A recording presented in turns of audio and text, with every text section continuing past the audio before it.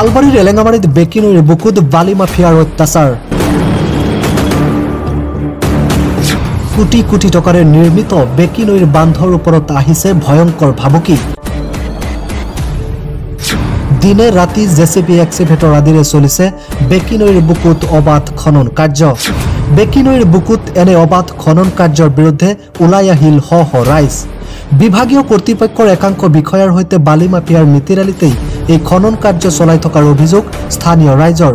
সমগ্ৰ খনন কাৰ্যৰ বিষয়ে আৰক্ষী প্ৰশাসনে অৱগত হোৱাৰ পিছতো কোনো ধৰণৰ পদক্ষেপ গ্ৰহণ নকৰাত ক্ষোভিত হৈ পৰিছে উত্তেজিত ৰাইজ।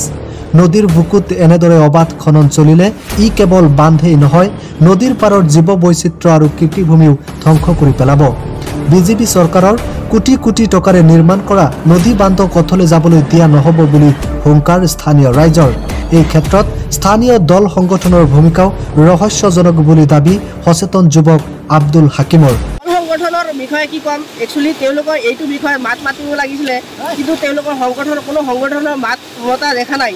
সেইটো হিচাপত মোৰো এনেকৈ এটা প্ৰকাশ হয় যে তেওঁলোকৰ কিবা এটা স্বাৰ্থ লুকাই আছে যেন এনেকুৱা সন্দেহ প্ৰকাশ হৈছে। ৰাইজে অভিযোগ কৰা ধৰণেই বেকী নৈৰ বুকুত চলিছে অত্যাচাৰ। কেতিয়া বন্ধ হ'ব এই অবাধ খনন, নে এনেদৰে চলি থাকিব বেকী নৈৰ বুকুত অবাধ খনন? আমি পৰৱৰ্তী প্ৰতিবেদনত ফাদিল কৰিম বালি মাফিয়াৰ নামসহ এক বৃহৎ তালিকা। নদীটো এইটো বান্ধ দিয়ে এইটো আপোনালোক হেৰি মহলৰ পৰা এইটো কুৱাৰী কৰিবলৈ আহিছে আৰু পকলে নদী বান্ধি আছে। পকলে নদী বান্ধিব নোৱাৰাৰ ফলতে আপোনালোকে চাই আছে। এইটো চাওক, আপোনালোকে এইটো চাওক, পানীৰ বেগটো কোনফালে আহিছে। আগত আছিল এইটো মাজেদি নদী আছিল, এইটো মাজেদি আছিল আগত, সেইটো বান্ধি কেনে এইটো আহিছে ইফালেদি আহিছে। এইটো গতিকে আমি এইটো চাওঁ যে আমাৰ এইটো বান্ধ নালাগে, এইটো মাজেদি কাটি দিয়ক, আগত যেনেকৈ আছিল এনেকৈ কৰি দিয়ক। সেইটো আমাৰ ৰাইজৰ কাৰণে এইটো সুবিধা হ'ব আৰু কি ভাল হ'ব। কোনে কোনে নদীটো এইবিলাক নামটো নাজানো আমি। মহলৰ নেতৃত্বত চলি আছে। ইয়াৰে হয়নে? মানুহ ইয়াৰো আছে, ইয়াৰে 3% মানুহ ইয়াৰে আছে। এইটো আমি নামটো ক'ব নোৱাৰিম। এইটো কথা বৰ দুৰ্ভাগ্যজনক যে আমাৰ ইমান এটা দীৰ্ঘদিনীয়া আশা আছিল চৰকাৰৰ প্ৰতি যে আমাৰ এই নদীৰ খনন কাৰ্য বন্ধ কৰিবৰ কাৰণে এটা বান্ধ নিৰ্মাণ কৰি দিব। ইমান দীৰ্ঘদিনীয়া এটা আশা চৰকাৰৰ বিজেপি চৰকাৰ অহাৰ পিছত আমাৰ আশাটো পূৰণ কৰিলে, কিন্তু আজি দেখিবলৈ পোৱা গৈছে এটা দল বুলি ক'ব লাগিব, এটা বালি মাফিয়া, যিটো তেওঁলোকৰ নেকি এই নৈৰ বুকুৰ বালিৰ পাথৰৰ যি জেগা আছে, তেওঁলোকে নিজাববীয়াকৈ এনেকৈ এটা চিন্তা কৰি লৈছে। এই নৈৰ বুকুখন এনেকৈ খান্দিছে, কোনো বিকল্প কি হ'ব এইবিলাক চিন্তা নকৰি পেলাই দিনে ৰাতিয়ে তেওঁলোকৰ মানে বালি আৰু পাথৰ নৈৰ বুকু খনন কৰি উঠাই লৈ গৈ আছে।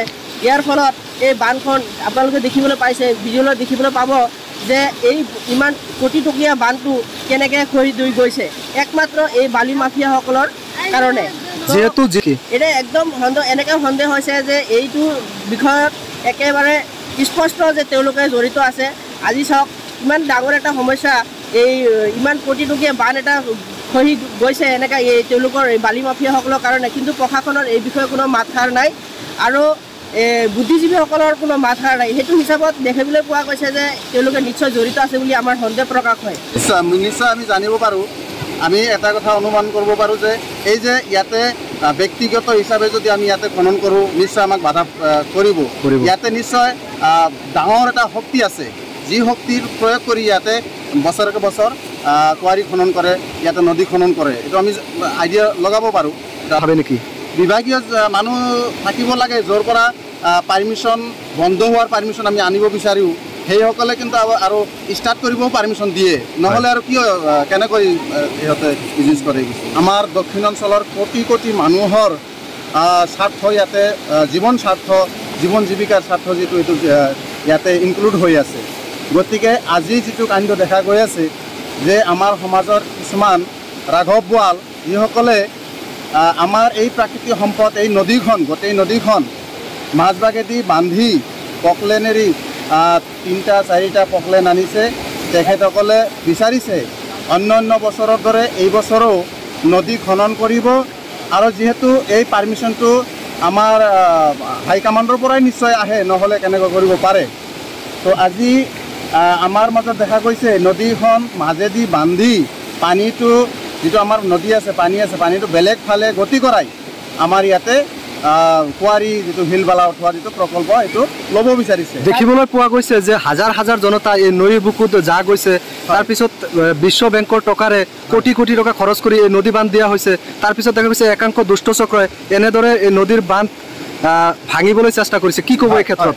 এই ক্ষেত্ৰত মই ক'ব বিচাৰিছোঁ এইটোৱে কথা যে আজি যিটো কিছু সংখ্যক মানুহৰ পেট পোষণৰ কাৰণে আত্মস্বাৰ্থৰ কাৰণে কোটি কোটি মানুহৰ জীৱন জ্বলে যিটো চৰকাৰে আমাক এই কোটি টকাৰ বান্ধ দিছে, এই বান্ধটো এখেতৰ কাৰণে ভাঙি ভাঙি ভাঙি ভাঙি যিটো আগৰ নিচিনা ৰূপ ধাৰণ কৰি আছে, কালৰূপ যিটো সেই কালৰূপ আমাৰ কোটি কোটি মানুহৰ কালৰূপ ধাৰণ কৰি আছে, আমাৰ ক্ষতি হৈ আছে। আমি বিচাৰোঁ এতিয়া যে যাতে এই নদীখন ইহঁতৰ দ্বাৰা এই কিছু লোকৰ দ্বাৰাই যাতে ক্ষতিগ্ৰস্ত আমি নহওঁ, তাৰ কাৰণে আজি যিটো কাম ইহঁতে হাতত লৈছে এইসকলে যে নদী মাজেদি বান্ধি পকলেনেৰে পানীৰ গতি বেলেগ ফালে গতি কৰাব, তাৰ পিছত ইহঁতলে কুঁৱাৰী কৰিব। নিশ্চয় আহিছিল, প্ৰশাসনৰ বিভাগৰ পৰাও আহিছিল বা সংগঠনৰ পৰাও আহিছিল মানুহ, কিন্তু আমি আচলতে ক'ব গ'লে যে প্ৰত্যেকজনৰ যিটো জনমত আমি পাইছোঁ মোৰ মতে বোধেৰে যে প্ৰত্যেকজনৰ কথাৰ পৰা এটা স্বাৰ্থ এটা আমি বিচাৰি পাওঁ যে প্ৰত্যেকৰে এটা স্বাৰ্থ আছে।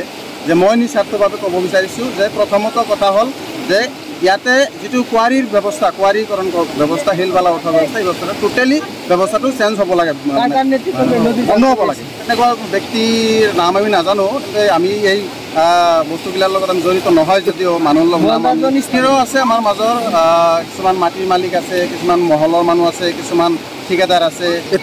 বিভাগীয় কৰ্তৃপক্ষক মই আপোনালোকৰ নিউজ চেনেলৰ মাজেদি মই ক'ব বিচাৰোঁ যে আমি ৰাইজৰ স্বাৰ্থে আমাৰ এই দক্ষিণাঞ্চলৰ আমাৰ যিটো নদী বেগাই যাব, যিটো মানুহ হাজাৰ হাজাৰ কোটি কোটি মানুহৰ স্বাৰ্থে মই ক'ব বিচাৰিছোঁ যে এই কুঁৱাৰীকৰণ বন্ধ হ'ব লাগে, এই খনন প্ৰতি বছৰে বন্ধ হ'ব লাগে।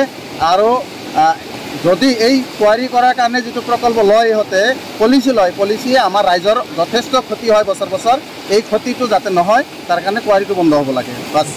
ব্যুৰো ৰিপৰ্ট, পাব্লিক টক্স 24 নৰ্থ ইষ্ট।